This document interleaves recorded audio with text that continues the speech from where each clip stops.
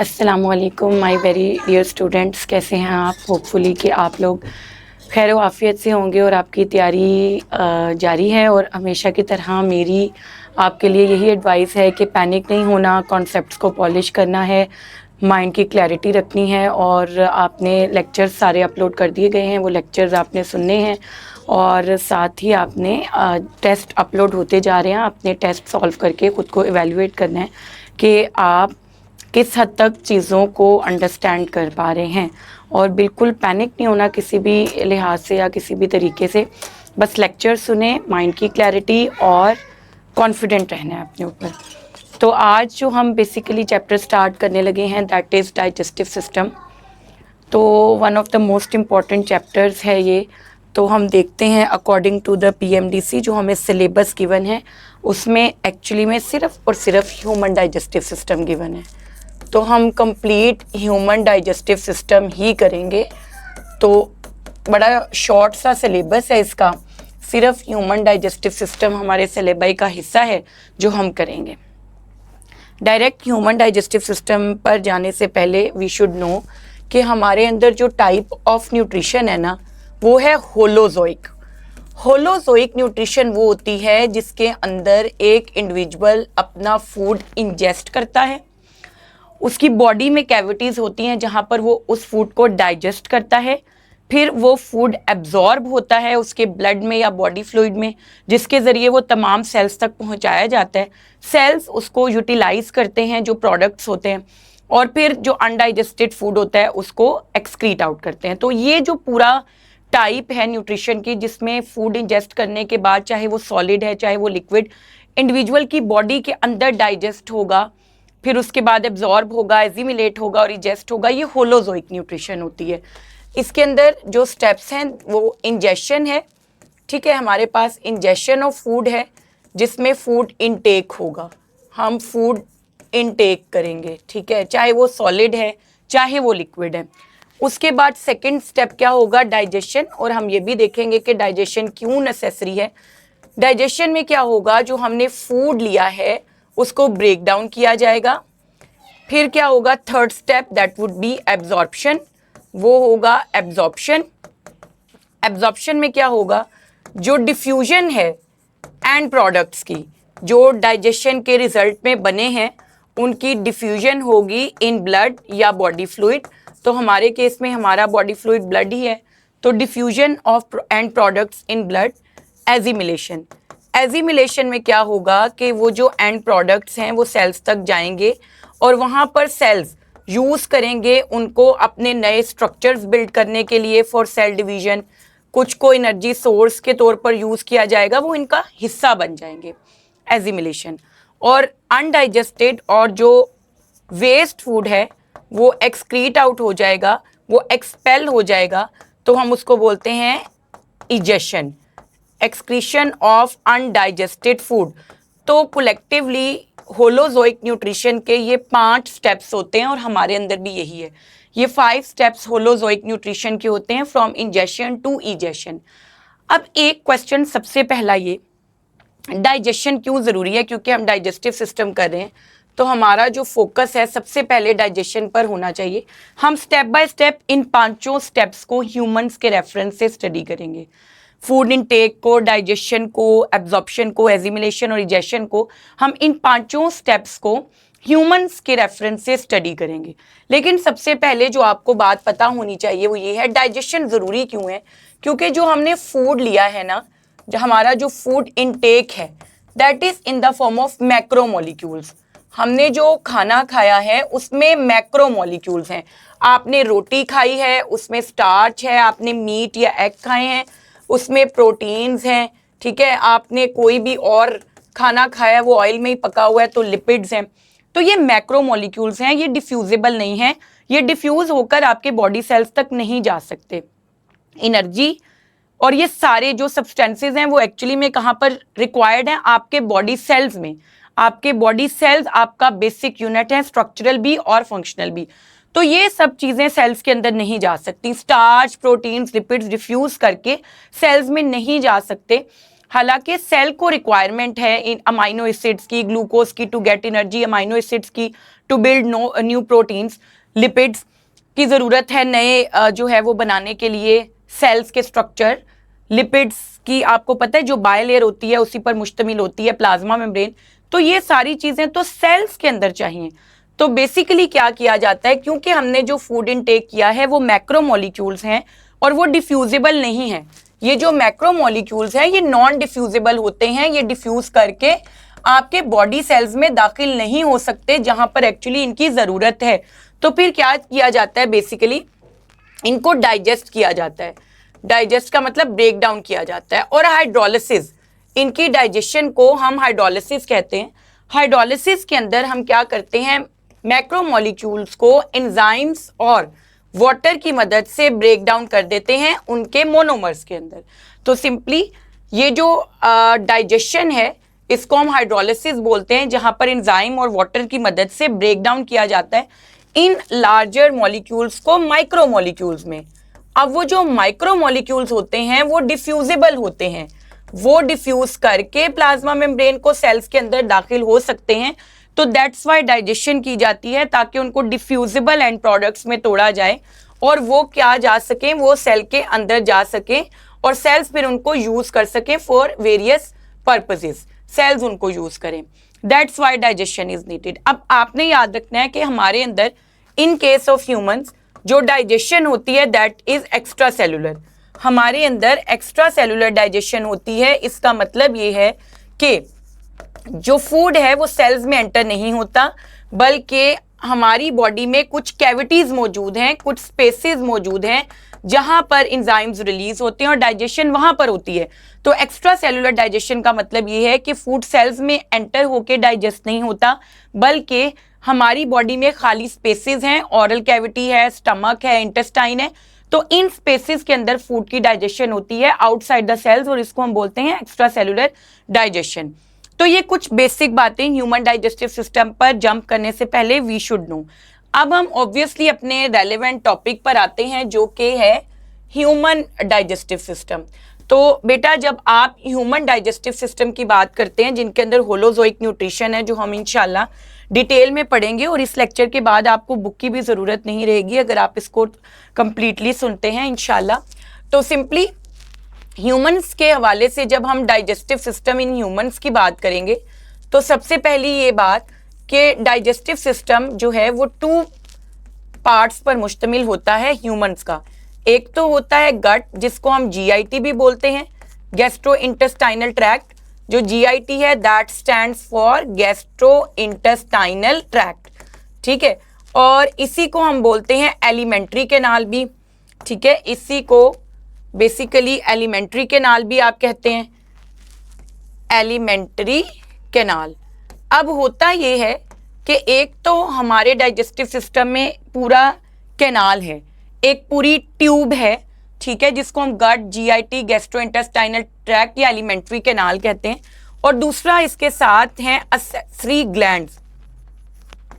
कुछ accessory glands हैं जो कि पार्टिसिपेट करते हैं फूड की डाइजेशन में। तो डाइजेस्टिव सिस्टम के, हमारे डाइजेस्टिव सिस्टम के 2 मेन पार्ट्स हैं। एक तो गैस्ट्रोइंटेस्टाइनल ट्रैक्ट है हमारा, जो कि माउथ से एनस तक कंटिन्यूअस है, ये माउथ से लेकर एनस तक कंटिन्यूअस है, ठीक है। और दूसरा असेसरी ग्लैंड्स हैं जो कि वेरियस वेज में डाइजेशन को असिस्ट करते हैं, असिस्ट डाइजेशन में रोल प्ले करते हैं, बड़ा इंपॉर्टेंट हेल्प करते हैं डाइजेशन में। तो डाइजेस्टिव सिस्टम इंक्लूड्स 2 कंपोनेंट्स। हमारे डाइजेस्टिव सिस्टम के 2 कंपोनेंट्स हैं, एक तो पूरा GIT है और एक जो है वो असेसरी ग्लैंड्स हैं। ये 2 चीज़ें हैं।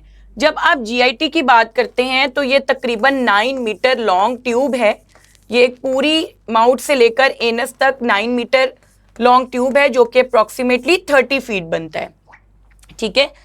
अब अगर आप देखेंगे असेसरी ग्लैंड्स हम 1 बाय 1 भी पढ़ेंगे, लेकिन असेसरी ग्लैंड्स में मेनली लीवर है, पेनक्रियाज है, पेनक्रियाज के अलावा सलाइवरी ग्लैंड्स हैं।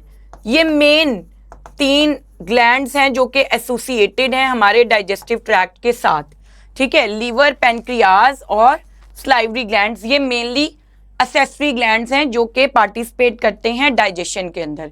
तो ये दो पार्ट्स हो गए हमारे डाइजेस्टिव सिस्टम के। एक जीआईटी है, माउथ से एनस तक लॉन्ग ट्यूब, जिसके स्पेशलाइज्ड सेक्शंस हैं। आगे हम देखेंगे ये 9 मीटर लॉन्ग ट्यूब है, अप्रॉक्सीमेटली 30 फीट, और ये 3 मेजर एसेसरी ग्लैंड्स हैं जो कि डाइजेशन में हेल्प करेंगे। ये हमारे डाइजेस्टिव सिस्टम के हैं कंपोनेंट्स। अब अगर आप जीआईटी को देखें तो जो जीआईटी है दैट स्टार्ट फ्रॉम, बेसिकली वो स्टार्ट हो रहा है माउथ से। माउथ के बाद उसके अंदर क्या मौजूद है, अगर हम देखें तो गैस्ट्रोइंटेस्टाइनल ट्रैक्ट है हमारा पूरा। और अगर हम उसको रफली देखना चाहें, रफली वी शुड हैव आइडिया, बाकी हम इसको इंडिविजुअली भी देखेंगे तो क्या क्या पार्ट्स हैं इसके अंदर हमारी डाइजेस्टिव ट्रैक्ट के, वो we should know about them. ठीक है, तो ये अगर हम देखें तो सिंपली क्या क्या पार्ट्स हैं, we should have some idea about them, ताकि हम एक आउटलाइन बना लें कि हमने जो है वो ये चीज़ें इसके अंदर करनी है। यहाँ से हमारी बेसिकली पूरी स्मॉल इंटेस्टाइन, ये पूरी स्मॉल इंटेस्टाइन।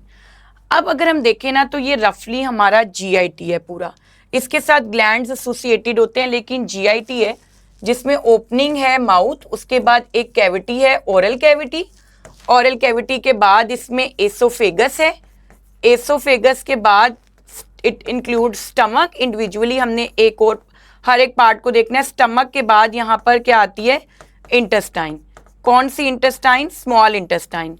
स्मॉल इंटेस्टाइन के बाद यहाँ पर है लार्ज इंटेस्टाइन, और लार्ज इंटेस्टाइन जो है that opens to exterior via anus, एक ओपनिंग होती है जिसको हम एनस कहते हैं।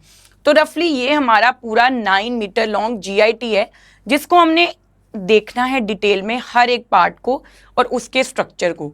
तो सिंपली अगर हम देखें तो अब हम स्टार्ट करते हैं ओरल कैविटी से। ठीक है, आपने बहुत क्लैरिटी के साथ ये लेक्चर सुनना है और बहुत इजी है। तो सबसे पहले हम देखते हैं ओरल कैविटी को, स्टेप बाय स्टेप हम सारे पार्ट्स को देखेंगे, एसोफेगस को भी देखेंगे, स्टमक को भी देखेंगे, but we start from oral cavity. जब हम ओरल कैविटी का जिक्र करते हैं तो बेसिकली माउथ हमारी ओपनिंग है एक, mouth leads to a cavity, mouth leads to oral cavity. जो माउथ है वो बेसिकली ओपन होता है एक कैविटी में, जिसको हम बोलते हैं ओरल कैविटी। ठीक है, व्हाट इज ओरल कैविटी, तो ये एक कैविटी है विच इज सराउंडेड बाय, ये कैविटी है जो कि सराउंडेड बाय, इसका जो फ्लोर है वो टंग है, टंग इसका फ्लोर बना रही है। फिर ये जो पैलेट है, बेसिकली पैलेट क्या बना रही है, इसका रूफ, पैलेट इसकी रूफ है। फिर इसके फ्रंट पे इसको गार्ड कर रहे हैं टीथ, टीथ जो है वो फ्रंट डोर है इसका, फ्रंट पे है। और फिर इसके साइड्स पर मौजूद है चीक वॉल्स। इन चारों के दरमियान में जो एक कैविटी है वो ओरल कैविटी है। टंग, पैलेट, टीथ और चीक वॉल्स, इनके दरमियान में एक होलो स्पेस है जिसको हम बोलते हैं ओरल कैविटी। ठीक है, ओरल कैविटी में अगर आप देखें तो ये फर्स्ट साइट ऑफ डाइजेशन है। पहली बात तो ये कि ये फर्स्ट साइट ऑफ डाइजेशन है, ये पहली वो जगह है जहां पर डाइजेशन होती है। और यहाँ पर केमिकल डाइजेशन भी होती है और मैकेनिकल डाइजेशन भी होती है। केमिकल डाइजेशन हम कहते हैं एंजाइमेटिक डाइजेशन को, और मैकेनिकल डाइजेशन हम कहते हैं फिजिकल डाइजेशन को, वो हम देखेंगे भी। ये फर्स्ट साइट है डाइजेशन की। लेकिन यहाँ पर एंजाइमेटिक डाइजेशन जिस फूड पोर्शन की होती है वो कार्बोहाइड्रेट्स हैं। यहाँ पर सिर्फ कौन से कंपोनेंट को डाइजेस्ट किया जाता है, फूड के कार्बोहाइड्रेट्स। 3% to 5% जो आपने कार्बोहाइड्रेट्स खाए हैं वो आपकी ओरल कैविटी में ही डाइजेस्ट हो जाते हैं और बाकी नहीं हो पाते, वो सिर्फ मिक्स होते हैं। तो सिंपली कार्बोहाइड्रेट्स की यहाँ पर डाइजेशन होती है, अगर आप देखें तो वो भी कितनी 3% to 5% कार्बोहाइड्रेट्स का सिर्फ जो है वो आपके पास यहाँ पर डाइजेशन होती है। प्रोटीन्स, लिपिड यहाँ पर डाइजेस्ट नहीं होते। अगर हम नॉर्मली देखें ओरल कैविटी को तो सबसे पहले आपने टंग की बात की, तो इंडिविजुअली हम देखते हैं कि ये सारी चीज़ें क्या हैं। जब हम टंग का जिक्र करते हैं तो टंग प्लेज वेरी इंपॉर्टेंट रोल। ये क्या होता है, it occupies most of the oral cavity, यानी नीचे वाला जो पूरा हिस्सा है वो टंग पर मुश्तमिल है। टंग है क्या, तो it is made up of skeletal muscles. बेटे नॉर्मली आपके जहन में आता है कि स्केलेटल मसल्स के साथ तो बोन्स होते हैं, लेकिन ये टंग जो है वो ऐसा स्केलेटल मसल है जिसके साथ बोन्स अटैच नहीं है, बट ये स्केलेटल मसल है, हमारे कॉन्शियस कंट्रोल में है। मैं क्या बोल रही हूँ, कैसे बोल रही हूँ, कॉन्शियसली बोल रही हूँ, तो ये स्केलेटल मसल्स हैं, ठीक है।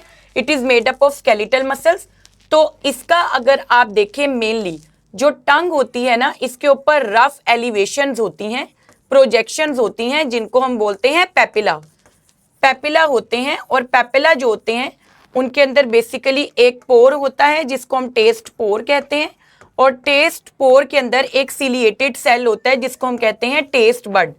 तो बेसिकली जो टंग होती है उधर रिसेप्टर्स मौजूद हैं जो किस में हेल्प करते हैं, गुस्टेशन में।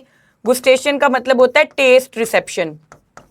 यहाँ पर टेस्ट रिसेप्शन होती है, आपने जो भी फूड लिया उसका क्या टेस्ट है ये टंग ने आपको बताना है। अगर फूड में कोई भी हार्ड ऑब्जेक्ट है, कोई बोन है, कोई डर्ट है, फौरन वो जैसे ही टंग को टच करेगा पता चल जाएगा, और आप फूड को स्पिट कर सकते हैं, आप फूड को रिजेक्ट कर सकते हैं, ठीक है।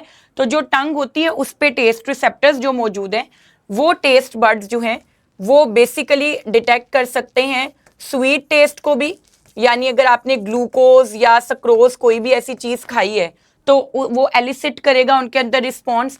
इसी तरह सॉल्टी के अंदर अगर आपने सोडियम क्लोराइड यानी कोई भी नमकीन चीज खाई है तो उसके भी टेस्ट रिसेप्टर्स मौजूद हैं।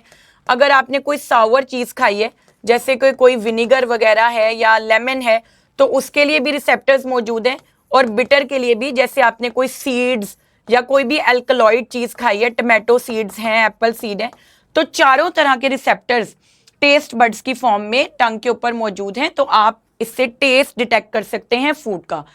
मोर ओवर आप ये देखिए कि यहाँ पर बात हो गई टंग की, दूसरी आपने बात की है यहाँ पर पैलेट की। हम जब ओरल कैविटी का जिक्र कर रहे हैं तो हम खुद ही जा रहा है ऊपर, अच्छा आप ये देखिए पैलेट, दूसरी बात हमने की है पैलेट की। तो पैलेट जो है वो बेसिकली क्या है, ये ऊपर वाली छत है आपकी ओरल कैविटी की। जब आप पैलेट की बात करते हो तो इसके टू पार्ट्स हैं। जो एंटीरियर पार्ट होता है वो हार्ड पैलेट कहलाता है, एंटीरियर जो है वो हार्ड पैलेट है, और जो इसका पोस्टीरियर वन पार्ट है जो पीछे वाला हिस्सा है वो क्या कहलाता है, सॉफ्ट पैलेट। तो पैलेट जो है वो भी ओरल कैविटी का हिस्सा है। पैलेट के टू पार्ट्स हैं, इंटीरियर वन हार्ड पैलेट और पीछे वाला हिस्सा सॉफ्ट पैलेट। ये ऊपर वाली छत है आपकी ओरल कैविटी की, और ये भी बहुत इंपॉर्टेंट रोल प्ले करती है जब हम ड्यूरिंग स्वॉलिंग, जब हम फूड स्वॉलो कर रहे होते हैं तो होता ये है कि ये जो सॉफ्ट पैलेट है ये ऊपर की तरफ मूव करती है। सॉफ्ट पैलेट मूव्स अप, ये थोड़ा सा ऊपर की तरफ मूव करती है टू क्लोज नॉस्ट्रिल्स। और ये नॉस्ट्रिल्स जो होते हैं ना हमारे नॉस्ट्रिल्स, ये जो, तो यहाँ पर नॉस्ट्रिल्स हैं, एक अंदर भी होते हैं, उनको क्लोज करती है ताकि आपने जो खाया है, जो पिया है, वो नोज में ना आ जाए। तो पैलेट क्या करती है, आपके स्वॉलोइंग के दौरान इस बात को यकीनी बनाती है कि जो आप खा रहे हैं वो आपके एसोफेगस में और फेरिंग्स में ही जाए, वो नोज की तरफ ना आए। क्योंकि देखिए जैसे ये आपके एक्सटर्नल नॉस्ट्रिल्स हैं, अंदर भी नॉस्ट्रिल्स मौजूद हैं नेजल कैविटी के। तो जब आप खाना खा रहे होंगे तो सॉफ्ट पैलेट थोड़ा सा ऊपर की तरफ हो जाती है ताकि उन नॉस्ट्रिल्स को बंद करे और खाना नोज में ना जाए। अक्सर आपने देखा है कि पानी नोज में आ जाता है अगर हम उसको सही बोल रहे हैं पीते हुए, या हम लोग लेट के पानी पी रहे हैं, तो इस तरह अक्सर होता है। तो सिंपली ये करती है रोल प्ले। फिर हमने एक और बात देखी थी, हमने ये दूसरा कंपोनेंट देखा ओरल कैविटी का पैलेट, और जो पहला कंपोनेंट था ये हमारी टंग थी, ठीक है, ये ओरल कैविटी के अंदर टंग थी। फिर दूसरा जो पार्ट था वो हमने देखा वो पैलेट है, ठीक है। अब आप ये देखिए कि तीसरा आपने देखा यहाँ पर टीथ। तो एक मिनट, इसको इधर भेज देते हैं। अच्छा आप ये देखिए तीसरा जो आपने चीज देखी है वो देखे हैं टीथ। तो बेसिकली टीथ मौजूद होते हैं हमारे। जो टीथ हैं यहाँ पर हमारी ओरल कैविटी में वो चार टाइप्स के होते हैं टीथ। एक कहलाते हैं आपके कैनाइन्स, और एक होते हैं इंसाइजर्स, एक प्रीमोलर्स और मोलर्स। तो 4 टाइप्स, यहाँ अगर आप अपनी डेंटिशन देखें तो 4 टाइप्स के टीथ हैं हमारे जो मौजूद हैं। कैनाइन्स जो होते हैं वो कॉन शेप्ड होते हैं, और वो बेसिकली किसी भी चीज़ की कटिंग में यूज़ होते हैं क्योंकि बहुत शार्प होते हैं, तो कटिंग या टेयरिंग में ये यूज़ होते हैं। इसके अलावा जो इंसाइजर्स होते हैं वो चिजल शेप्ड होते हैं। थोड़ी आरी की तरह, ये चीजल शेप्ड होते हैं और ये भी फूड की होल्डिंग में यूज होते हैं। अगेन उसको हेल्प करते हैं उसकी कटिंग में, और इसी तरह उसको भी होल्ड करते हैं फूड को, और उसको कट करने में केनाइन्स के साथ मिलकर रोल प्ले करते हैं। इंसाइजर्स और canines cutting, tearing, holding of food करते हैं। फिर जो प्री मोलर्स और मोलर्स होते हैं, ये दोनों के एंड्स ब्लंट होते हैं, ये ब्लंट एंडेड्स होते हैं, और इनका मेन काम ये होता है कि ये फूड की ग्राइंडिंग में रोल प्ले करते हैं। जो आपने खाना खाया है उसको ये ग्राइंड करेंगे, उसको ब्रेक डाउन करेंगे स्मॉलर पीसेस में, ठीक है, उनको च्यू करेंगे स्मॉलर पीसेस में। तो बेसिकली अगर आप देखें तो हमारे पास 4 सेट्स ऑफ टीथ्स होते हैं, केनाइन्स, इंसाइजर, प्रीमोलर्स एंड मोलर्स। और ऐसा होता है कि आपके ना दो लाइफ में 2 डेंटिशन होती हैं, यानी 2 सेट्स ऑफ टीथ आते हैं। एक को हम बोलते हैं डेसिडुअस या मिल्क टीथ। जो डेसिडुअस या मिल्क टीथ होते हैं वो 20 होते हैं टोटल, इनको बाद में रिप्लेस कर देते हैं परमानेंट टीथ। जो परमानेंट टीथ होते हैं वो इनको रिप्लेस कर देते हैं एंड दे आर 32, लेकिन अभी काफ़ी हद तक रिडक्शन होके 28 है। काफ़ी लोगों के जो विजडम टीथ जिनको आप कहते हैं, जो मोलर्स हैं, वो नहीं भी निकलते। खैर, लेकिन अभी तक हम किताबी जो बात पढ़ते हैं वो 32 ही पढ़ते हैं। तो डिसीडुअस जो मिल्क टीथ होते हैं वो सिंपली हमारे पास क्या कहलाते हैं, परमानेंट टीथ। डिसीडुअस टीथ जो होते हैं वो हमारे मिल्क टीथ होते हैं, उनको रिप्लेस करते हैं परमानेंट टीथ। फिर आप ये देखिए कि ये मेन थे चीक वॉल्स तो बस सराउंड कर रही होती हैं, उसका उनका कोई रोल नहीं होता। लेकिन कुछ अब जिक्र करेंगे हम ग्लैंड्स का। अब देखिए, तो ओरल कैविटी हमने उसका स्ट्रक्चर देख लिया कि उसमें इंडिविजुअली क्या क्या चीजें हैं। अब अगर आप देखें तो ओरल कैविटी का पहला काम हमने देखा वो टंग की मदद से सिलेक्शन ऑफ फूड करती है। जो ओरल कैविटी है उसका पहला रोल ये है कि वो सिलेक्शन ऑफ फूड करती है। इवन सिलेक्शन ऑफ फूड जो है करती तो ओरल कैविटी है, but that is added by, उसको एड करती है आपकी sense of smell and vision. आप देखने से भी और स्मेल से भी आइडिया लगा सकते हैं कि फूड किस टाइप का है, वो एपिटाइजिंग है या वो खराब है, आपको पता चल जाता है। तो selection of food oral cavity का काम है, जिसमें सेंस ऑफ स्मेल और विजन भी एड करते हैं, ठीक है। ओरल कैविटी आपको हेल्प करेगी फूड को डिटेक्ट करने में कि कैसा है, अगर उसमें कोई भी खराबी है तो आप उसको रिजेक्ट कर सकते हैं। नंबर 2 देखिए, मैकेनिकल डाइजेशन। यहाँ पर फूड की मैकेनिकल डाइजेशन हो रही है, ठीक है। मैकेनिकल डाइजेशन ऑफ फूड यहाँ पर किस तरह हो रही है, जो टीथ हैं specially molars and pre molars, ये जो टीथ हैं molars and pre molars specially, ये क्या कर रहे हैं, ये फूड की क्या कर रहे हैं, मैस्टिकेशन। मैस्टिकेशन में टंग भी इनको रोल प्ले कर रही है, मदद कर रही है मिक्सिंग में। ये उसकी ग्राइंडिंग कर रहे हैं, उसकी ग्राइंडिंग कर रहे हैं, मैस्टिकेशन कर रहे हैं, उसको मिक्स कर रहे हैं, उसको ग्राइंड कर रहे हैं, ठीक है। जो टीथ होते हैं जब वो च्यूइंग करते हैं, जब हम खाना चबाते हैं तो वो छोटे छोटे पीसेस में टूट जाता है, वो ग्राइंड हो जाता है और साथ में वो मिक्स भी हो रहा होता है सारा, जिसको हम कहते हैं मैस्टिकेशन, कि मिक्सिंग होके ना वो यकजा होने लग जाता है। फायदा ये होता है कि जो लार्जर पीसेस होते हैं ना, लार्जर पीसेस का स्मॉल सरफेस एरिया होता है, एंजाइम को नहीं मिल रही होती जगह कि वो किस एक्टिव साइट एक्सपोज नहीं होती, एंजाइम किस जगह जाकर बाइंड करें। लेकिन जब ये फूड को ब्रेक डाउन कर देते हैं स्मॉलर पीसेस में, तो क्या होता है, इंक्रीजेस सरफेस एरिया। छोटे छोटे पीसेस के अंदर इंक्रीज्ड सरफेस एरिया होता है, जिसकी वजह से एंजाइम्स इजीली उनके ऊपर एक्ट करते हैं। ऑब्वियसली ये एक बड़ा फूड पार्टिकल है, जब ये छोटे छोटों में टूट जाएगा तो इसका सरफेस एरिया बढ़ जाएगा, ठीक है, और एंजाइम्स को इजीली जगह मिल सकेगी टू एक्ट अपॉन इट, ठीक है। और दूसरी बात, एसोफेगस से छोटे ही पीसेस गुजर सकते हैं, बड़े पीसेस गुजरने में मसला होगा। तो इसलिए फूड को जब ये ग्राइंड करते हैं तो एक तो फायदा ये होता है कि जो स्मॉलर पीसेस होते हैं उनका सरफेस एरिया बढ़ जाता है फॉर एंजाइम एक्टिविटी, और दूसरा फायदा ये होता है कि जो एसोफेगस है वो अलाउ ही छोटे पीसेस को करता है। जो एसोफेगस है वो क्या करता है, अलाउस स्मॉल पीसेस, कि आपका जो स्मॉल पीसेस में फूड होगा तो वो इजीली एसोफेगस से गुजर जाएगा, अदरवाइज प्रॉब्लम का सामना करना पड़ेगा। फिर ये हुआ। अब तीसरी बात पे और बड़ी ही इंपॉर्टेंट बात पर आते हैं, और वो ये है कि यहाँ पर मैकेनिकल डाइजेशन के साथ साथ केमिकल डाइजेशन भी होती है फूड की, ठीक है। वो हमने स्टार्ट में भी एक आउटलाइन में देखा, जब हमने जनरल रोल देखे तो यहाँ पर केमिकल डाइजेशन भी होती है फूड की। केमिकल डाइजेशन से मुराद है इंजाइमेटिक डाइजेशन, यहाँ पर इंजाइमेटिक डाइजेशन भी होती है। अब इंजाइमेटिक डाइजेशन को समझने के लिए ओरल कैविटी के थ्रू सबसे पहले आपने देखना है कि आपकी ओरल कैविटी में 3 पेयर्स ऑफ ग्लैंड्स होते हैं। हमारी ओरल कैविटी में सलाइवरी ग्लैंड्स मौजूद होते हैं। हमारी ओरल कैविटी में सलाइवरी ग्लैंड्स होते हैं जिनको हम मेजर ग्लैंड्स कहते हैं। अच्छा, इनके साथ साथ आपकी ओरल कैविटी में तकरीबन 1000 के करीब माइनर ग्लैंड्स भी होते हैं जिनको बक्कल ग्लैंड्स भी कहा जाता है। माइनर ग्लैंड्स भी होते हैं जिनको हम बक्कल ग्लैंड्स भी कहते हैं और वो तकरीबन 1000 के करीब होते हैं। ठीक है, वो थोड़ा थोड़ा म्यूकस सिक्रीट कर रहे होते हैं, बाइकार्बोनेट आयन सिक्रीट कर रहे होते हैं, लेकिन मेजर हमारे पास क्या है, 3 pairs of salivary glands. 3 pairs of salivary gland है, लेकिन इसके अलावा आपकी ओरल कैविटी में तकरीबन 1000 के करीब छोटे छोटे ग्लैंड्स होते हैं जिनको माइनर ग्लैंड्स या बक्कल ग्लैंड्स कहा जाता है, और ये भी कुछ ना कुछ थोड़ा बहुत सिक्रीट कर रहे होते हैं म्यूकस और बाइकार्बोनेट आयंस को। जब आप बात कर रहे हैं सलाइवरी ग्लैंड्स की, तो अभी हमने देखा कि 3 पेयर्स ऑफ सलाइवरी ग्लैंड्स यहाँ पर मौजूद हैं। एक हमारे पास है पैरोटिड ग्लैंड्स, एक का नाम पेयर का है, टोटल 6 है, पेयर्स 3 है। पैरोटिड ग्लैंड्स हैं।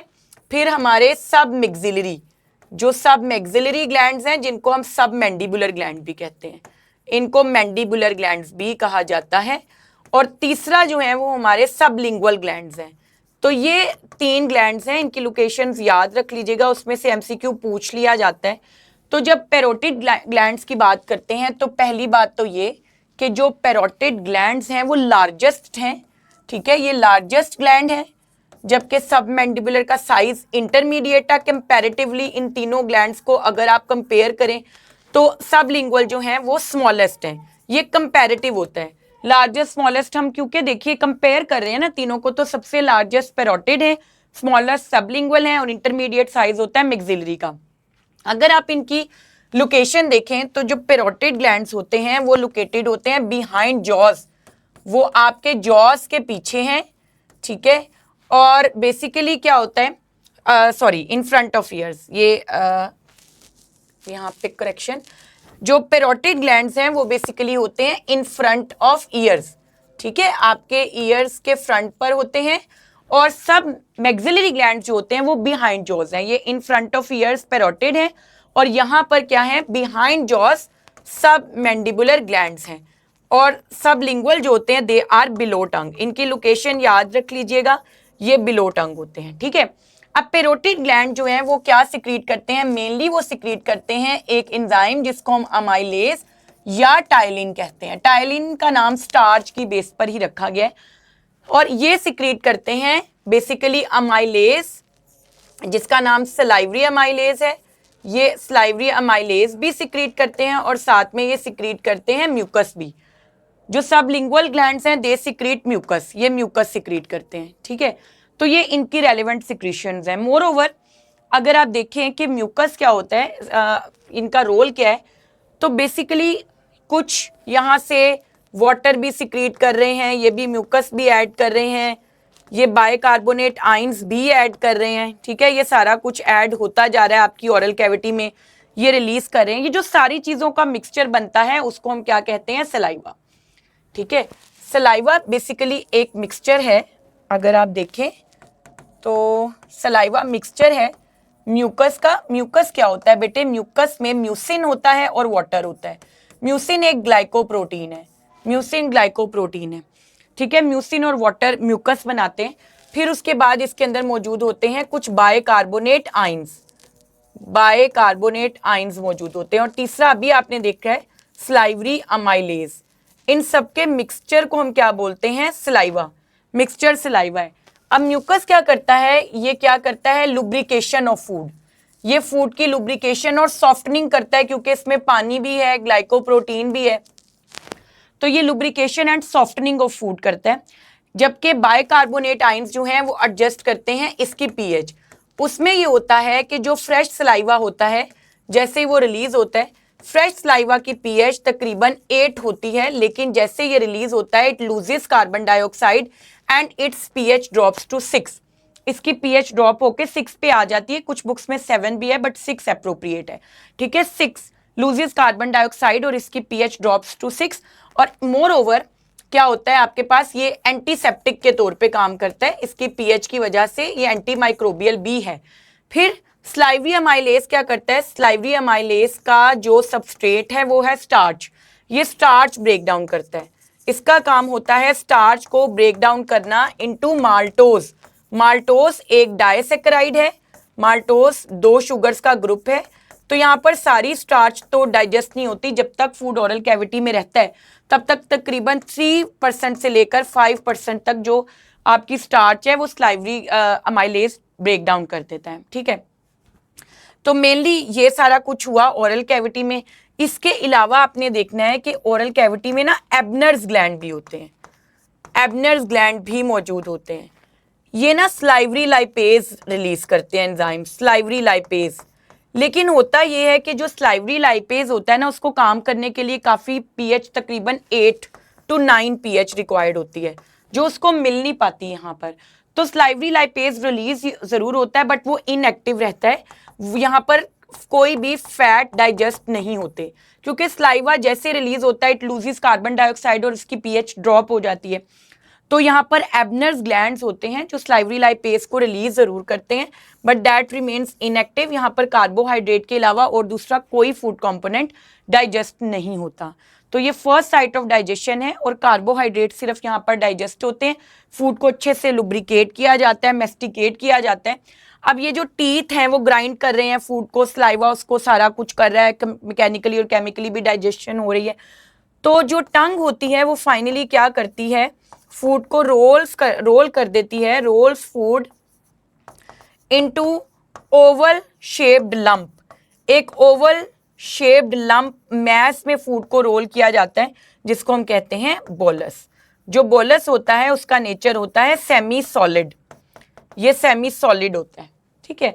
तो अब ओरल कैविटी में कितना कुछ हुआ आपने देखा, फूड की सिलेक्शन हुई, यहाँ तक जो आपका डाइजेशन का है ये वॉलेंट्री है, यहाँ तक आपके कंट्रोल में है कि आप फूड को स्वॉलो करें या नहीं। नेक्स्ट स्टेप आता है स्वॉलोइंग ऑफ फूड, जिसको हम बोलते हैं डिग्लूटेशन, ठीक है। नेक्स्ट स्टेप हमारे पास आता है स्वॉलोइंग ऑफ फूड। जो स्वॉलोइंग ऑफ फूड है उसको डिग्लूटेशन भी कहा जाता है। डिग्लूटेशन, फूड को स्वॉलो करना, डिग्लूटेशन। इसके बाद जब वंस यू स्वॉलोड फूड, उसके बाद कुछ भी आपके कंट्रोल में नहीं है, दैट विल बी इनवॉलेंट्री, वो टोटली इनवॉलेंट्री हो जाएगा। हाँ, जब तक आपने स्वॉलोइंग नहीं की, जब तक आपके ओरल कैविटी में ही फूड है तब तक वॉलेंट्री है, लेकिन वंस आपने फूड को स्वॉलो कर लिया उसके बाद जो है वो सारा प्रोसेस इनवॉलेंट्री हो जाएगा, ठीक है। अब देखिए स्वॉलोइंग के दौरान ना होता ये है कि फूड आपकी ओरल कैविटी से जाएगा फेरिंग्स में, ठीक है। नेक्स्ट पार्ट है फेरिंग्स आपके डाइजेस्टिव ट्रैक्ट का। लेकिन बात यह है कि जो फेरिंग्स है ना, दैट इज अ कॉमन पैसेजवे, ये एक कॉमन मस्कुलर पैसेजवे है for digestive and respiratory system. ये डाइजेस्टिव सिस्टम का भी पार्ट है, ठीक है, एंड ये रेस्पिरेटरी सिस्टम का भी पार्ट है। यानी यहाँ से फूड भी गुजरना है और यहाँ से एयर भी जो हम इनहेल कर रहे हैं वो भी गुजरनी है। तो इसने एयर को चैनलाइज करना होता है। रेस्पिरेटरी सिस्टम में ये एयर को चैनलाइज करता है टुवर्ड्स लेरिंग्स और डाइजेस्टिव सिस्टम में ये फूड को भेजता है टुवर्ड्स एसोफेगस। तो इस बात को इंश्योर करना बहुत ज़रूरी है कि ये फूड को एसोफेगस की ही तरफ भेजे, वो इंटरफेयर ना करे आपके रेस्पिरेटरी ट्रैक से। क्योंकि अगर फूड एंटर हो गया, एंटर्स इन ट्रैकिया या आपके रेस्पिरेटरी ट्रैक्ट के अंदर वो एंटर हो गया, तो that leads to aspiration pneumonia which is fatal, ठीक है। तो ये बात इंश्योर की जाती है कि फूड जो है वो आपका कहाँ पर एंटर हो, एसोफेगस में। उसके लिए कुछ इवेंट्स होते हैं। अगर आप फेरिंग्स को देखें तो फेरिंग्स के मेन 3 पार्ट्स हैं, क्योंकि ये नेक्स्ट हमारा पार्ट है। एक होता है नेजोफेरिंग्स, इसका जो अपर वाला एरिया होता है वो होता है नेजोफेरिंग्स, दैट इज नेजोफेरिंग्स। फिर इसके बाद इसके अंदर मौजूद होता है ओरोफेरिंग्स, ओरोफेरिंग्स के बाद लैरिंजियोफेरिंग्स, लैरिंजियोफेरिंग्स। ये बेसिकली 3 पार्ट्स होते हैं इसके, ठीक है। अब जब हम फूड स्वॉलो करते हैं, फूड इनटेक करते हैं, तो होता ये है कि नॉर्मली यहाँ पर जो है वो क्या मौजूद है, ये ट्रैकिया मौजूद है, ठीक है। और ट्रैकिया के पोस्टीरियर साइड पर यहाँ पर क्या मौजूद है, एसोफेगस। और जो फेरिंग्स है that is common to both, pharynx common है। तो होता ये है कि जो ओपनिंग होती है, ये हमारा लेट सपोज के ये लेरिंग्स है, तो लेरिंग्स की जो ओपनिंग होती है यहाँ पर, लेरिंग्स की ओपनिंग को हम कहते हैं ग्लोटिस, ये ग्लोटिस कहलाती है, ठीक है। इसके ऊपर एक कार्टिलेज का फ्लैप है जिसको हम बोलते हैं एपिग्लोटिस। आपको पता है कि एपिग्लोटिस इलास्टिक कार्टिलेज पर मुश्तमिल है, ठीक है। अब क्या होता है कि लेरिंग्स है, लेरिंग्स की जो ओपनिंग है वो ग्लोटिस है, और यहाँ पर एसोफेगस है, फूड तो यहाँ पर एंटर होना चाहिए, एसोफेगस में एंटर होना चाहिए, ठीक है।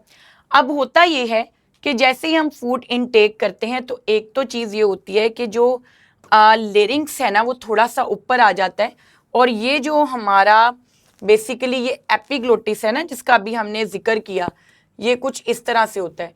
ये एपिग्लोटिस टर्न्स हॉरिजॉन्टल इन पोजीशन, ये जो आपका लेरिंग्स है ये थोड़ा सा क्या आ जाएगा, ऊपर आ जाएगा, ठीक है। ये तो हमारा ट्रैकिया है, इसमें वोकल कॉर्ड्स भी होती हैं, आगे हम देखेंगे। ये जो एपिग्लोटिस है it turns into horizontal position, ये इस तरह हो जाता है। तो जब ये इस तरह हो जाता है तो ये क्या करता है, फूड को डाइवर्ट कर देता है टुवर्ड्स एसोफेगस, फूड को एंटर ही नहीं होने देता आपके ट्रैकिया में। एक तो सॉफ्ट पैलेट अपवर्ड हुई, उसने ये नॉस्ट्रिल्स बंद कर दिए। टंग की बैकवर्ड जब मूवमेंट होती है तो उसकी बैकवर्ड मूवमेंट के दौरान ये जो एपिग्लोटिस है ये क्या हो जाता है, हॉरिजॉन्टल।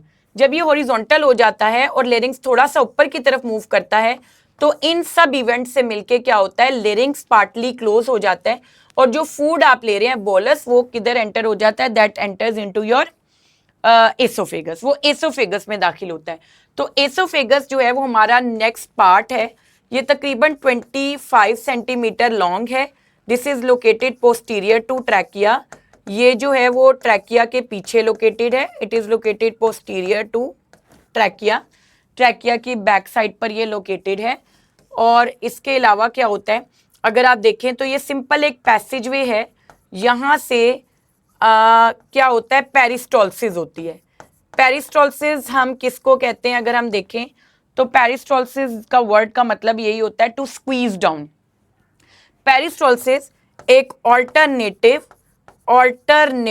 कॉन्ट्रैक्शन एंड रिलैक्सेशन है स्मूथ मसल्स की, contraction and relaxation of smooth muscles. यहाँ पर स्मूथ मसल्स होते हैं, एक होते हैं लॉन्गिट्यूडिनल और एक होते हैं सर्कुलर, ठीक है। लॉन्गिट्यूडिनल और सर्कुलर स्मूथ मसल्स होते हैं, ठीक है। तो बेसिकली क्या होता है, जब वो कॉन्ट्रैक्शन करते हैं लॉन्गिट्यूडिनल और circular smooth muscles alternatively behind bolus, bolus के पीछे से वो कॉन्ट्रैक्शन और रिलैक्सेशन शुरू करते हैं, ठीक है। इसको हम बोलते हैं पेरिस्टोल्सिस। इसमें क्या होता है, जो पेरिस्टोल्सिस होती है वो वेव है जो कि इस तरीके से बिहाइंड बॉलस स्टार्ट हुई है, और इससे बॉलस को क्या किया जाता है, स्क्वीज किया जाता है डाउनवर्ड टुवर्ड स्टमक, ठीक है। एसोफेगस का मेनली कोई अपनी एंजाइमेटिक सिक्रीशन नहीं है, एसोफेगस की कोई अपनी एंजाइमेटिक सिक्रीशन नहीं है, ये सिर्फ फूड को पहुंचाता है सेकंड साइट ऑफ डाइजेशन तक, जो कि स्टमक है। जो स्टमक है हमारा वो सेकंड साइट ऑफ डाइजेशन है, और फर्स्ट साइट ऑफ डाइजेशन है फॉर प्रोटीन्स, यानी प्रोटीन्स जो हैं वो यहाँ पर डाइजेस्ट होते हैं। वैसे ओवरऑल हमारे डाइजेस्टिव ट्रैक्ट की सेकंड साइट ऑफ डाइजेशन है, लेकिन अगर वो पूछे प्रोटीन्स के लिए कि वहाँ वो सबसे पहले कहाँ डाइजेस्ट होते हैं, तो स्टमक में वो उनके लिए फर्स्ट साइट ऑफ डाइजेशन है। तो ये जो पेरिस्टोल्टिक मूवमेंट्स हैं, ये पेरिस्टोल्सिस है जो कि फूड को स्क्वीज करती है डाउनवर्ड, स्क्वीजेस, ठीक है, फूड को स्क्वीज करती है डाउनवर्ड ताकि वो स्टमक में पहुंचाया जा सके। अब यहाँ पर ना 2 स्फिंक्टर्स होते हैं, एक तो यहाँ पे होता है, अगेन यहाँ पे एक स्फिंक्टर होता है जो फूड को बेसिकली जिस जगह से फूड फेरिंग्स से एसोफेगस में एंटर होता है, वो पॉइंट जिस जगह पे फूड एसोफेगस से फेरिंग्स से एसोफेगस में एंटर होगा, वहां पर एक स्फिंक्टर होता है, मसल्स का एक स्फिंक्टर होता है जिसको हम कहते हैं अपर एसोफेजियल स्फिंक्टर। ये अपर एसोफेजियल स्फिंक्टर है, ठीक है, ये मौजूद होता है। ठीक है, फूड स्क्वीज हो रहा है डाउनवर्ड। फिर अगेन यहाँ पर भी इस एरिया में भी एक स्मूथ मसल्स की रिंग होती है जो फूड की एंट्री को कंट्रोल करती है एसोफेगस से स्टमक में। इसको हम बोलते हैं बेसिकली लोअर एसोफेजियल स्विंक्टर या फिर कार्डियक स्विंक्टर, या फिर कार्डियक स्विंक्टर इसको बोलते हैं। ठीक है, ये हमारे पास क्या होते हैं, एसोफेगस के स्विंक्टर्स होते हैं। एक जंक्शन पर है फेरिंग्स और एसोफेगस की अपर वाला, और एक स्टमक और एसोफेगस की जंक्शन पर है जो लोअर वाला है। पेरिस्टोलसिस जो है वो फूड को डाउनवर्ड मूव करती है और ग्रेविटी की असिस्टेंस मिलती है इसमें। ग्रेविटी असिस्ट जरूर करती है फूड को डाउनवर्ड लेके जाने में, but the gravity is not the only force. Peristaltic movements इतनी स्ट्रांग होती हैं कि अगर आप हेड स्टैंड के साथ सर के बल खड़े होकर भी खाएंगे तो पेरिस्टोल्टिक मूवमेंट्स उसको स्टमक की तरफ ही भेजेंगी, वो नीचे की तरफ नहीं जाएगा। तो ग्रेविटी असिस्ट करती है पेरिस्टोलसिस को, लेकिन पेरिस्टोल्टिक मूवमेंट्स इटसेल्फ इतनी स्ट्रांग होती हैं, पेरिस्टोल्टिक मूवमेंट इटसेल्फ इतनी स्ट्रांग होती है कि आप हेड स्टैंड के साथ भी खाएंगे तो खाना वो स्टमक की तरफ ही पुश करेंगी। समटाइम्स ऐसा होता है ड्यू टू ओवर ईटिंग या due immediately lying after taking food, आप खाना खा के फौरन लेट गए हैं उल्टा पेट के बल, ठीक है, या आपने ज्यादा खाना खा लिया, तो ये जो पेरिस्टोल्टिक मूवमेंट्स हैं ये रिवर्स हो जाती हैं और फूड वापस जाने लगता है ओरल कैविटी की तरफ, लीडिंग टू वॉमिटिंग। तो हम इसको बोलते हैं एंटी पेरिस्टोलसिस। जो एंटी पेरिस्टोलसिस है इट लीड्स टू वॉमिटिंग। ठीक है, एंटी पेरिस्टोलसिस क्या होता है, रिवर्स पेरिस्टोल्टिक कॉन्ट्रैक्शन जो कि फूड को ऊपर की तरफ भेजती है and it leads to vomiting. अक्सर ऐसा होता है, एक टाइप की जो पेरिस्टोल्टिक कॉन्ट्रैक्शंस है ना, एक पेरिस्टोल्टिक कॉन्ट्रैक्शंस को हम कहते हैं हंगर पैंग्स। यानी अगर आपका स्टमक बिल्कुल खाली हो और आपने काफ़ी देर से, आपकी बुक के मुताबिक और डिफरेंट बुक्स के मुताबिक 12 to 24 आवर्स उन्होंने बताया, बट इट वेरीज। अगर 12 से 24 घंटे हो गए आपने कुछ नहीं खाया, आपका ब्लड ग्लूकोज लेवल डाउन जाएगा। स्टमक में रिसेप्टर्स मौजूद होते हैं, स्ट्रेच रिसेप्टर्स मौजूद होते हैं, वो भी डिटेक्ट करते हैं कि खाना नहीं है, तो खाली स्टमक रिलैक्स और कॉन्ट्रैक्ट करने लगता है। और इस तरह की पेरिस्टोल्टिक कॉन्ट्रैक्शंस को हम क्या बोलते हैं, हंगर पैंग्स। तो हंगर पैंग्स भी फील हो सकते हैं आपको। तो ये सिंपली आ जाता है अबाउट एसोफेगस। नेक्स्ट पार्ट जी हमारा बड़ा ही इंपॉर्टेंट है एंड दैट इज स्टमक। जब हम रेड से, बल्कि आप बच्चे कह रहे थे नज़र नहीं आता, तो हम इसलिए रेड मिनिमम यूज़ करेंगे। तो यहाँ पर हमारे जो आता है वो आता है स्टमक। ठीक है, स्टमक। अब देखिए जो स्टमक है वो सेकंड साइट ऑफ डाइजेशन है। हमारी जो स्टमक है उसके बारे में कुछ बातें पहले कर लेते हैं, फिर इसको डिस्कस करते हैं। स्टमक क्या है जी, ये इलास्टिक मस्कुलर बैग है। ठीक है, पहले हमारी ओरल कैविटी आ गई, फिर उसके बाद फेरिंग्स आ गया, फिर एसोफेगस आ गया, अब स्टमक। तो इलास्टिक मस्कुलर बैग है ये एक। ठीक है, और जब एम्प्टी होता है, जब ये खाली होता है, व्हेन एम्प्टी तो इट इज जे शेप्ड, जब ये खाली होता है तो ये जे शेप्ड होता है। ठीक है, और it has made discontinuous feeding possible. ये वो हमारा ऑर्गन है जिसने हमारे लिए डिसकॉन्टिन्यूअस फीडिंग को पॉसिबल बनाया है। We do not need to eat every time. हम एक अच्छी सी मील लेके अपने स्टमक में स्टोर कर लेते हैं, आहिस्ता आहिस्ता वो डाइजेस्ट होती जाती है और हमें एनर्जी प्रोवाइड करती है। तो ये वो ऑर्गन है जिसने डिसकॉन्टिन्यूअस फीडिंग को हमारे लिए पॉसिबल बनाया है। We do not need to eat continuously, एक ही बार मील लेंगे हम। ठीक है, अब ये कहाँ पर लोकेशन है, अगर इसकी लोकेशन देखें तो it is located below diaphragm. ये डायाफ्राम के नीचे लोकेटेड है ऑन द लेफ्ट साइड। अक्सर जो स्टमक है और हार्ट की अगर कोई देखे ना प्रॉब्लम, तो वो काफ़ी रिलेट करती है। स्टमक में पेन जो है वो मिमिक कर सकती है कार्डियक पेन को। Below diaphragm on left side located है आपका स्टमक।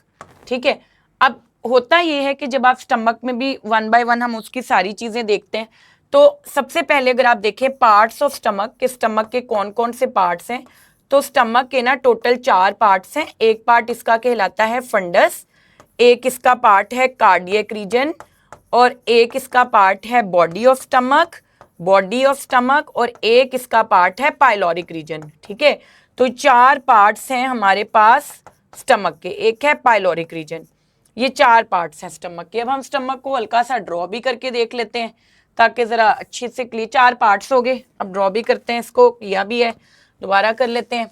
ठीक है, ये लो, इसको हम ऐसे भेज देते हैं, इसको भी ऐसे भेज देते हैं, ठीक है। अब आप ये देखिए कि हम स्टमक को देखते हैं कि उसके अंदर क्या क्या चीज़ें मौजूद हैं। तो ये स्टमक, ठीक है, पहले ही हमने बात कर ली थी कि जो एसोफेगस और जो स्टमक है उसकी जंक्शन पर एक स्मूथ मसल्स की रिंग है, इसको हम क्या बोलते हैं, this is known as cardiac sphincter. इसी तरह जो स्टमक है और जो स्मॉल इंटेस्टाइन है, ये स्मॉल इंटेस्टाइन का पहला पार्ट है जिसको हम ड्यूडीनम भी बोलते हैं, वहां पर भी एक रिंग है स्मूथ मसल्स की जिसको हम बोलते हैं पाइलोरिक स्फिंक्टर। ये पाइलोरिक स्फिंक्टर कहलाता है। तो ये स्फिंक्टर्स भी हैं मसल के। खैर हम पार्ट्स देख रहे थे, तो बेटा पार्ट्स के अंदर ये वाला जो थोड़ा सा एलिवेटेड पोर्शन है ना, अगर आप इसको देखें तो सिंपली इसको थोड़ा सा और हम एलिवेट कर देते हैं ताकि अंडरस्टैंडिंग में प्रॉब्लम ना हो। ये देखिए, ये थोड़ा सा जो एलिवेटेड पोर्शन होता है ना, इसको हम क्या बोलते हैं, this is known as fundus. ये फंडस कहलाता है। फिर ये वाला जो अपर रीजन है इसको हम बोलते हैं कार्डियक रीजन, ठीक है, ये कार्डियक रीजन है। ये अंदर वाला जो मेन पोर्शन है ये बॉडी ऑफ स्टमक है, ठीक है, ये बॉडी है उसकी। और ये वाला जो रीजन है ये कहलाता है पाइलोरिक रीजन। तो एक स्टमक जो होता है उसके ये 4 मेन पार्ट्स हैं, ठीक है, ये पहले तो आपने कर लिया। अब अगर हम स्टमक को खोलें तो अंदर से तो वो खाली बैग है, अंदर से तो वो खाली है, लेकिन उसकी जो वॉल्स होती हैं अगर आप उसको कट लगाएं तो उसके अंदर बेसिकली क्या होता है, 3-4 बेसिक लेयर्स नजर आती हैं हमें।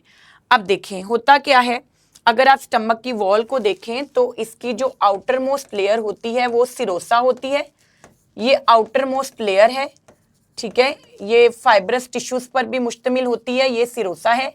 फिर इसके अंदर जो मिडल लेयर होती है वो होती है मस्क्यूलैरिस। फिर एक मिडल लेयर होती है जिसको हम बोलते हैं मस्क्यूलैरिस। मिडल लेयर होगी इसके अंदर मस्क्यूलैरिस, ठीक है, मस्क्यूलैरिस स्मूथ मसल्स पर मुश्तमिल है। इसमें 3 तरह के स्मूथ मसल्स होते हैं, ठीक है, कौन कौन से, इसके अंदर आउटर लॉन्गिट्यूडिनल होते हैं मसल्स, लॉन्गिट्यूडिनल। फिर इसमें इनर सर्कुलर मसल्स होते हैं स्मूथ मसल्स, और एक होते हैं inner most oblique muscles. Inner most oblique muscles होते हैं। जो ऑब्लीक मसल्स होते हैं ना वो इस तरह के उनकी अरेंजमेंट होती है, इनकी कॉन्ट्रैक्शन बहुत पावरफुल होती है। तो ये 3 तरह के मसल्स हैं स्मूथ मसल्स जो कि मिडल लेयर बना रहे हैं स्टमक की, यानी वॉल जो है उसकी, क्योंकि है तो एम्प्टी इलास्टिक मस्कुलर बैग, तो मिडल लेयर। फिर इसकी एक इनर लेयर आती है जिसको हम बोलते हैं सब म्यूकोसा। सब म्यूकोसा इनर लेयर है, ठीक है, सब म्यूकोसा इनर लेयर है। और इसी तरह जो म्यूकोसा है वो इनर मोस्ट है, म्यूकोसा जो है वो ये इनर आ गई, ये इनर मोस्ट है। अब आपने देखना है, आपने अपने बोर्ड के अकॉर्डिंग देखना है, एक्चुअली में ये जो सब म्यूकोसा और म्यूकोसा है ना, ये दोनों ही एपिथेलियल सेल्स पर मुश्तमिल होती है। तो अक्सर जगह पर इनको दोनों को कलेक्टिवली एक लेयर मान के बताया जाता है कि स्टमक की 3 लेयर्स हैं, ठीक है। लेकिन आपने याद रखना है कि अगर आपके पास 4 का ऑप्शन गिवन हो और 3 का भी ऑप्शन गिवन हो तो आपने अपने टेक्स्ट बुक में जो नंबर गिवन है उसके अकॉर्डिंग चूज करना है। अगर आप बीटीबी हैं, बलोचिस्तान के हैं, केपी के बोर्ड के हैं, F22 के हैं, तो आपने क्या करना है, अपनी बुक के अकॉर्डिंग जो फिगर है ना वो वाला चूज करना है, जो आपकी बुक का नंबर है वो चूज करना है। 3 या 4 से दोनों ही करेक्ट हैं, क्योंकि अक्सर फेडरल की बुक है अगर आप उसको देखेंगे तो उसमें 4 लेयर्स बताई हुई हैं, नंबर भी 4 का यूज किया है, तो वो भी करेक्ट है। उसमें उन्होंने सब म्यूकोसा और म्यूकोसा को सेपरेट काउंट किया है। लेकिन कुछ बुक्स में जैसे पीटीबी में भी उन्होंने 3 ही लेयर्स का जिक्र किया है। तो एक्चुअली में सब म्यूकोसा और म्यूकोसा को कलेक्टिवली, क्योंकि ये एपिथेलियल सेल्स पर मुश्तमिल है, तो इनको एक ही लेयर कंसीडर किया जाता है। तो अकॉर्डिंग टू योर टेक्स्ट आपने 3 या 4 का फिगर चूज करना है। लेकिन अगर इस तरह के जो एमसीक्यूज होते हैं वो ज़्यादातर नहीं पूछते जो कि इंफॉर्मेशन बेस्ड हों, ताकि कोई फ्लक्चुएशन या कोई एम्बिग्यूटी ना आए। तो ये बेसिकली दोनों लेयर्स एपिथेलियल सेल्स पर मुश्तमिल हैं। कुछ इनके अंदर कनेक्टिव टिश्यूज भी हैं, ठीक है, एपिथेलियल सेल्स हैं जो कि ग्रैंड्यूलर भी होते हैं। तो ये हमारे आ गई स्टमक की वॉल। अब हम देखते हैं टाइप्स ऑफ सेल्स। स्टमक के अंदर कुछ टाइप्स ऑफ सेल्स भी होते हैं, ठीक है,